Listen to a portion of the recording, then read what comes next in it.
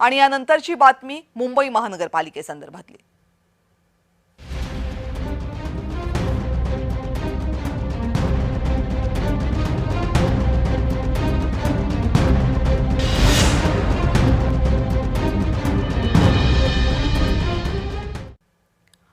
मुंबई महानगरपालिकेचं वार्षिक बजेट जितकं अवाढव्य आहे तितकीच काही बाबतीमध्ये या महापालिकेची क्षमता नगण्य आहे। यात सर्वात मोठी बाब म्हणजे अनधिकृत बांधकामं। मुंबईत असा एकही परिसर नाही जिथे अनधिकृत बांधकामं किंवा झोपडपट्टी नाहीये। पवईतल्या अशाच एका झोपडपट्टीवरून मुंबई हायकोर्टानं आज बीएमसीचे कान उपटले। या अतिक्रमणांमुळे पुढच्या 25 वर्षात परिस्थिती इतकी भीषण होईल की लोकांना घोड्यावर फिरावं लागेल अशा शब्दात कोर्टानं महापालिकेच्या अधिकाऱ्यांना फटकारलं।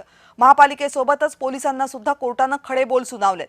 दिवसभर सायरन लावून फिरता तेव्हा ही अनधिकृत बांधकामं तुम्हाला दिसत नाहीत का, या कठोर भाषेमध्ये कोर्टानं पोलीस खात्याचा समाचार घेतला।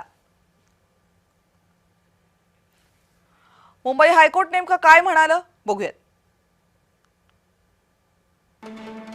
मुंबईमध्ये नक्की काय चाललंय आणि पुढच्या 10 वर्षांमध्ये काय होणार आहे।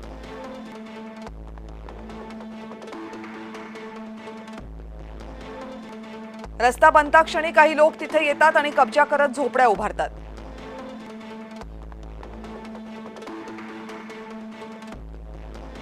पवईमध्ये अतिक्रमण करणाऱ्यांनी तर तिथे एक बकरी सुद्धा बांधून ठेवली होती।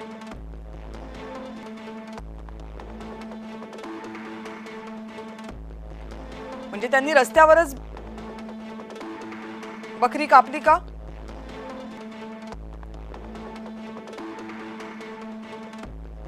बीएमसीचे अधिकारी मुंबईची काय अवस्था करतायत?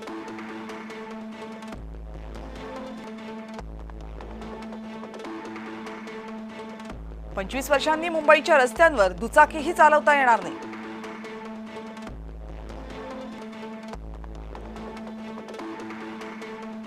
सायकल, इलेक्ट्रिक सायकल किंवा घोड्यावरूनच प्रवास करावा लागेल।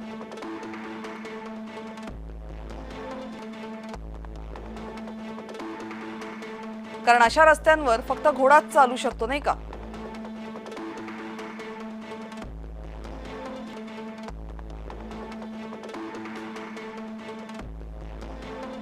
बीएमसी आयुक्त घोड्यावरून कार्यालयात आले तर कसं वाटेल?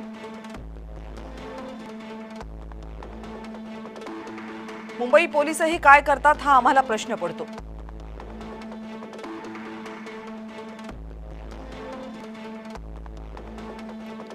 दररोज पोलीस गाड्यांवर सायरन लावून फिरतात, मग काय करतात?